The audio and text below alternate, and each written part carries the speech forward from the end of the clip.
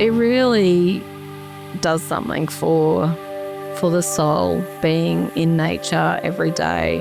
It's really the best job in the world, I believe. This is The Producers. I'm Anthony Huckstep. Carbon neutral, climate positive agriculture is not the first thing many people think of when it comes to cattle farming, but in Queensland, Carly Baker-Burnham and her family from Bonnie Doone Organic Beef have an incredible story of evolution, generational change, and now Australia's first and largest soil carbon sequestration. My husband and our 4 kids run an organic beef cattle property, which is in the North Burnett region, central Queensland, and it's 60 kilometres west of a little country town called Monto, where I was born and bred and have now chosen to raise my family as well. The North Burnett region it's really beautiful. It's not the outback and it's not the coast. It's really that quintessential Australian bush is how I describe it. So it's beautiful open plains with native pastures and blue gums, eucalypt trees scattered throughout. And it's really very pretty. And this area is very rich in broadacre grazing and mostly beef cattle. It was very prominent dairy area in the 40s and 50s. And in the early 2000s or late 90s, deregulation impacted the dairy industry, and we now only have 1 dairy. So in a time where there were 400 dairies, there's now 1, which is really, really sad. But a sign of the times. So the other industry that's really prolific is piggeries, so pork production in this area. And there's a couple of quite large piggeries, and also crops, wheat and barley. It's a very commodity product area. A lot of, larger scale businesses, ag businesses, and sending it off to export or for the domestic trade.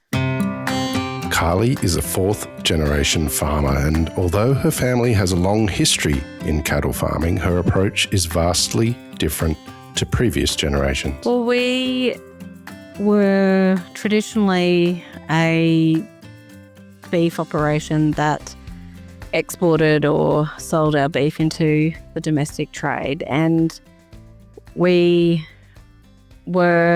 adopted a lot of ways that our family did. So I'm 4th generation in the Monto district farmer, and my husband's 3rd generation. So some of our land is my ancestry and some is my husband's, and then some we've purchased together. So we kind of got into the space because it was in our heritage, but also made the choice that this is the life that we wanted to live.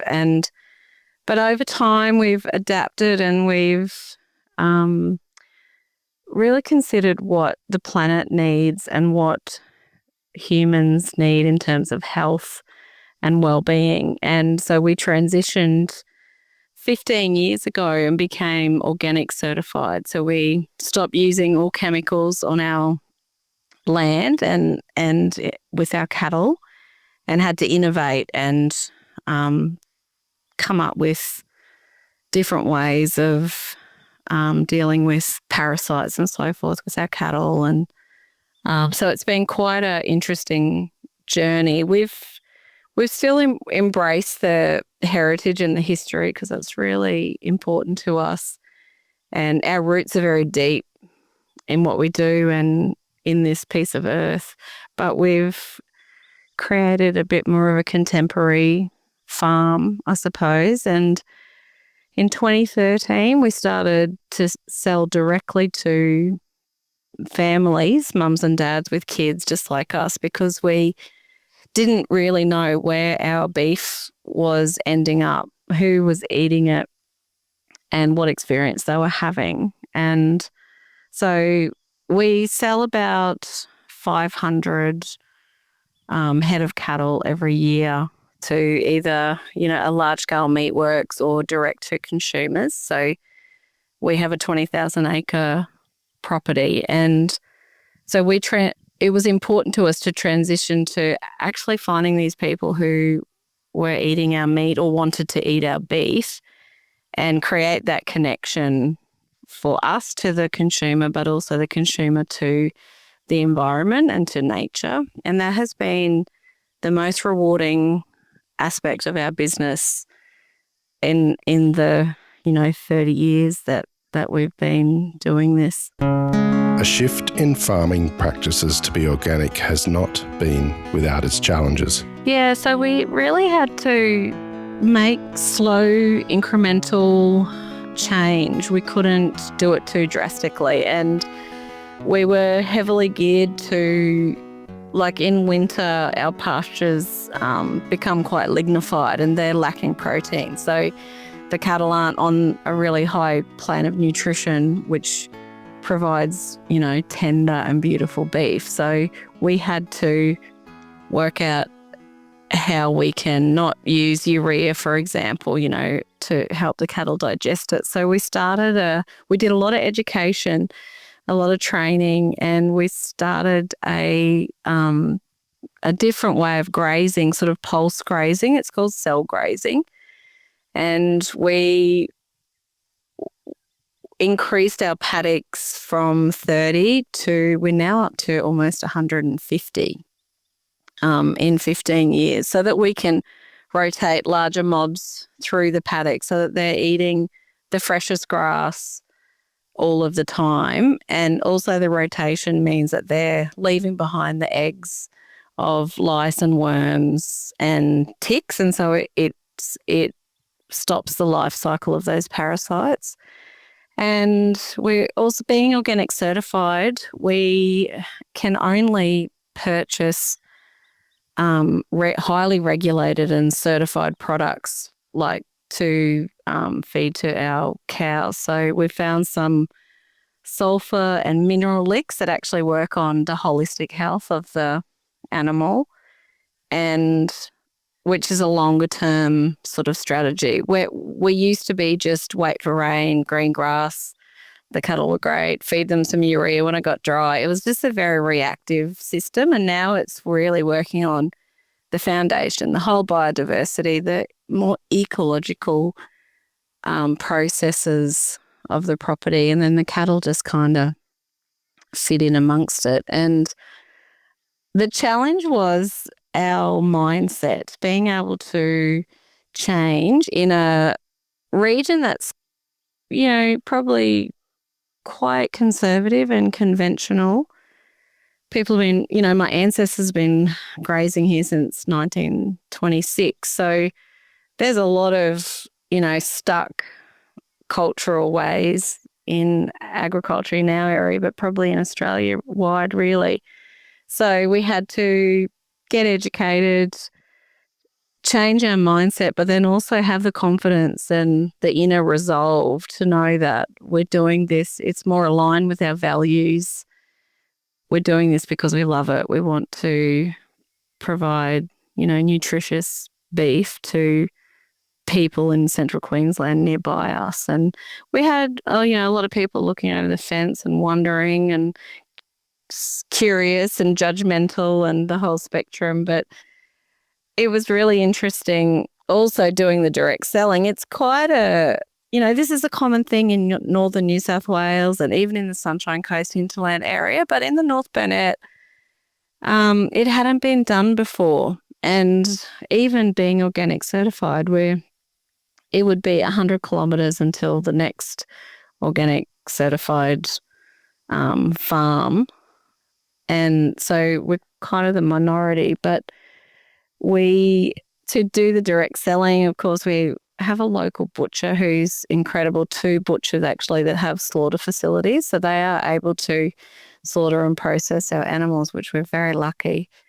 But that was a whole conversation to have and kind of create this relationship and an understanding of how we'd like it done. And our first we sold one. So we didn't want to just sell like one kg of rib fillet or, one cut of this, one cut of that. We wanted to offer a 20 kilo pack of all of the cuts of beef and provide recipes and support to educate and sort of create a bit of a culture shift, I guess, in our customers so that they could enjoy and experience all the cuts of beef and understand that this is one cow, this is 1/8 of one cow, and for us to, to take the life of that animal, then let's eat the whole animal. And it's also we sell the organs and tail and tongue as well. So it's so we've found our people. It's a very niche market. So it grew from 8. So there's 8 20 kilo boxes in one animal. And it was our first customers were our accountant, our kids' school teacher, a friend, a couple of friends from Gladstone, a couple of 100 kilometres away.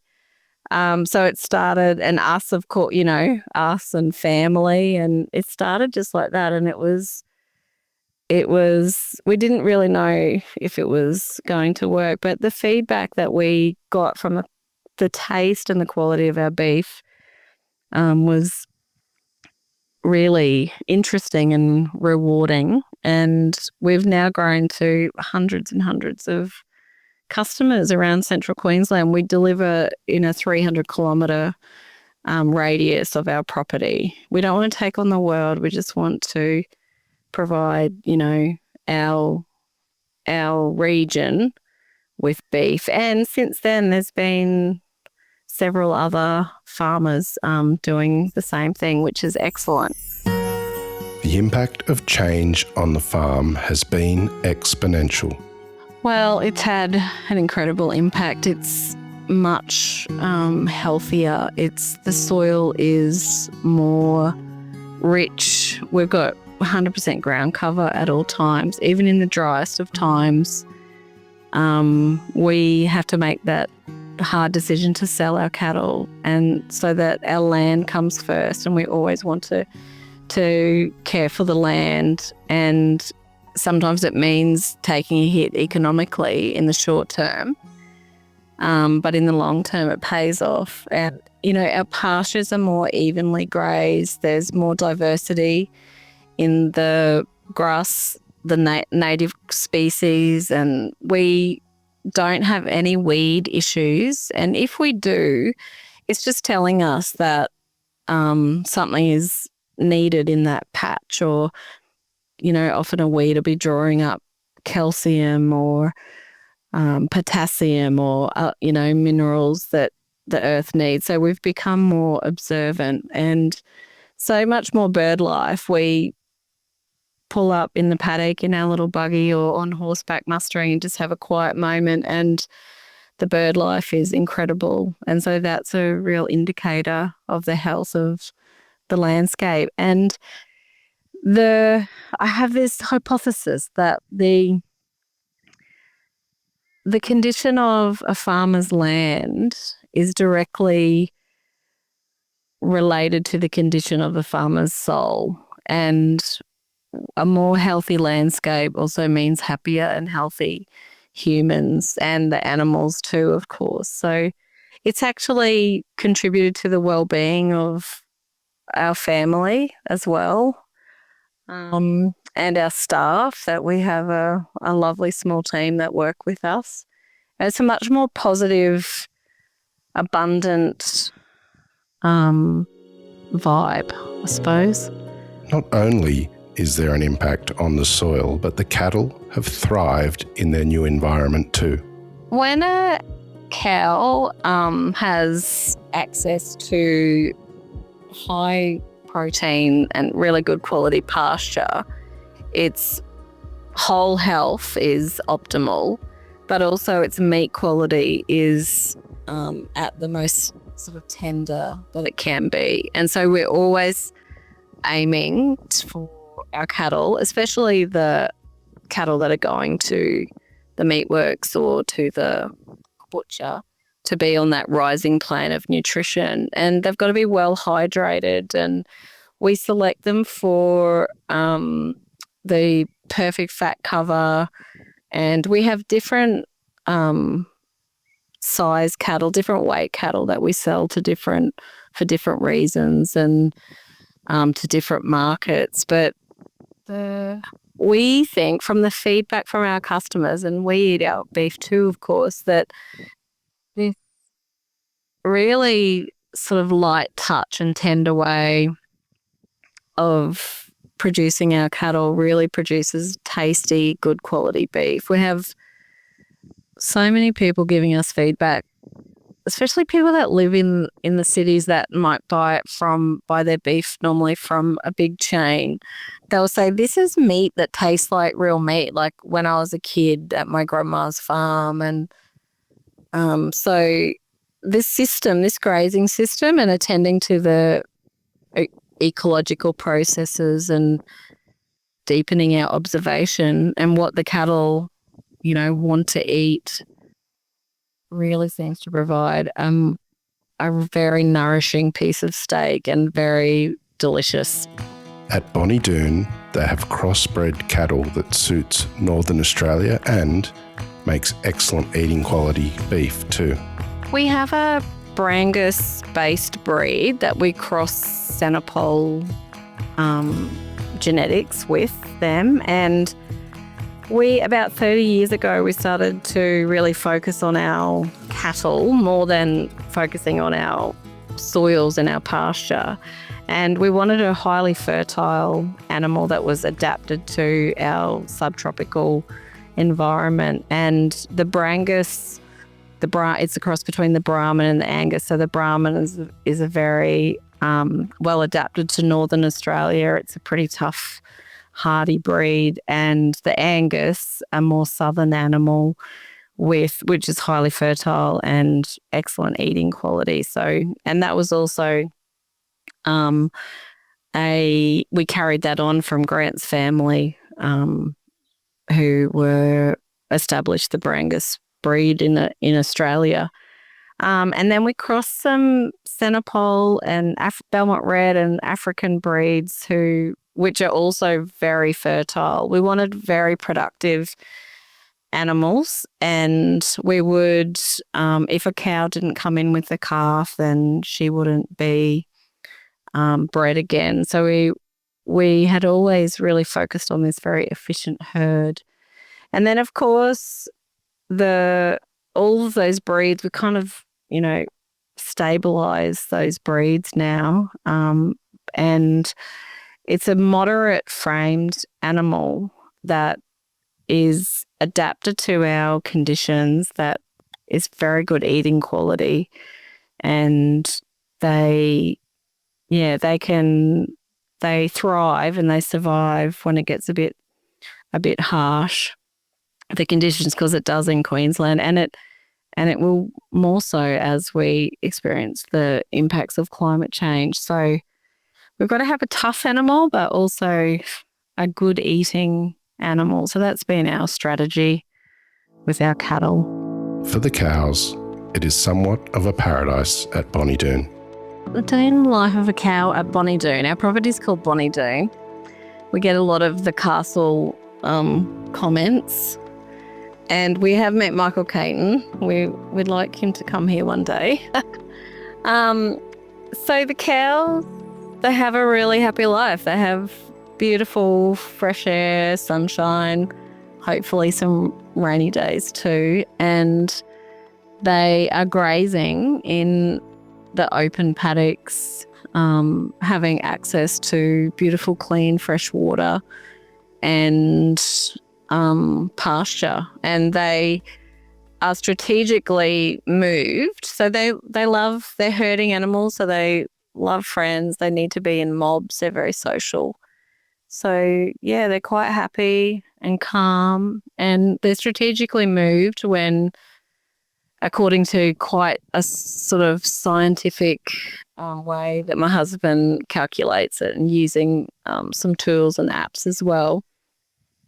And then moved into the next paddock for, the freshest, greenest grass available. And yeah, they're really happy. It's getting harder and harder to sell our cattle, and we're quite sort of sooky when they head off on a truck. But, we bless them, and we know that they've had, the best life that they possibly can, just doing what a cow loves to do, and that's eating grass and being with other cows. The change in farming practices has led to national recognition. That was such a thrill to receive the National Landcare Award for Climate Innovation. And my husband and I were actually overseas. So our two of our 4 kids, who 3 of them are adult age and one's still at high school. So 2 of the kids went and received the award and made a speech. And it was a real case in point of, fostering the next generation. And, they really have guided us on what's important to young people in terms of their food and the environment. And we kind of look out to 100 years or more, what we're doing now and how we're stewarding the land. We need to be setting it up to be as resilient as possible and, well into the future for our children and our grandchildren. And it's like such the honour to receive the Landcare do such an excellent job in Australia.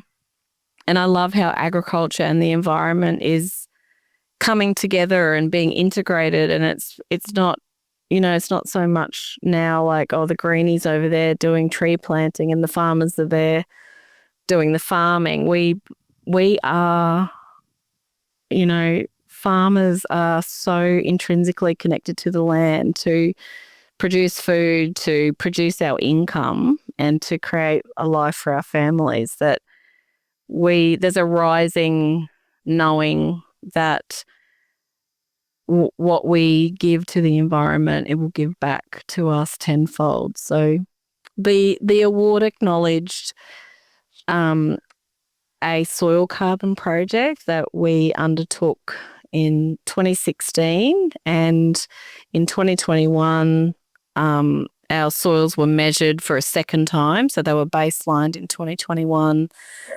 300 cores to the depth of 1.2 metres were taken from our property.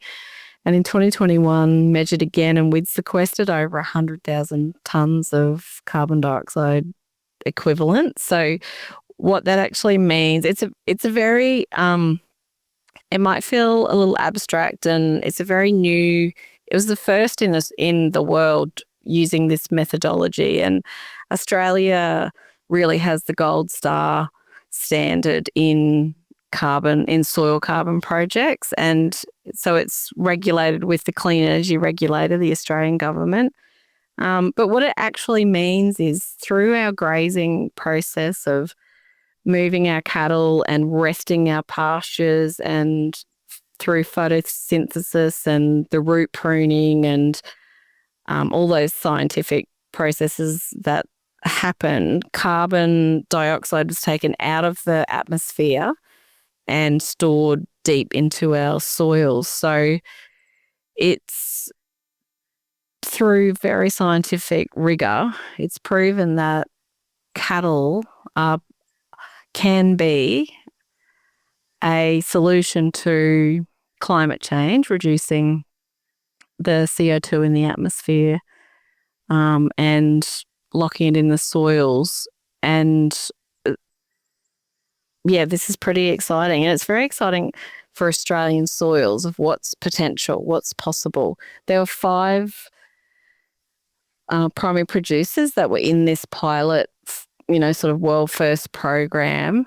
And farms in New South Wales and Queensland. So it's been really exciting and also nerve-wracking being involved in this program. And we'll have our 10-year measurement next year, so then there'll be more data and evidence for other farmers to make decisions to take up this kind of project. Yeah. That connection with nature has had a monumental impact on Carly's life. Nature is a balm for the soul. It's incredible to be so closely connected to the soil and the pasture and the trees, the fresh air and sunshine, and to be nurturing and improving the lives of our cattle. It can be hard work, and there's, we run our business like a business. There's lots of financials, lots of economic analysis that we do. We want to be viable, and we also want to be profitable, to give back to the environment and to give to our community as well, so that it all kind of keeps cycling around. So there's the hard days, and we find we've got to put our sort of business person hat on, but mostly we love wearing that paddock hat, and it really does something for the soul, being in nature every day and observing the beautiful, simple things, the different bird species or the native wildlife, and it's just very grounding, and it's really the best job in the world, I believe. Bonnie Doone is a living, breathing example of how change can make a better world, not just for our children, but for the land and all who live on it.